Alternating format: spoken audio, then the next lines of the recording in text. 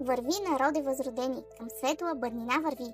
С книжовността, та с сила нова, съдбините си поднови.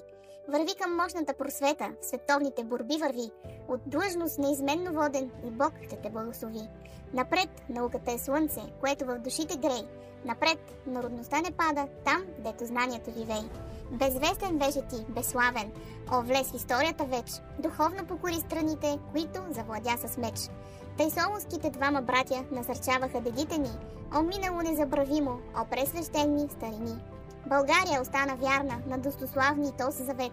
В тържествование и страдание извърши подвизи безчет. Бе време писмеността наша, кога обходи целия мир, за световната просвета тя бе неизчерпаем вир.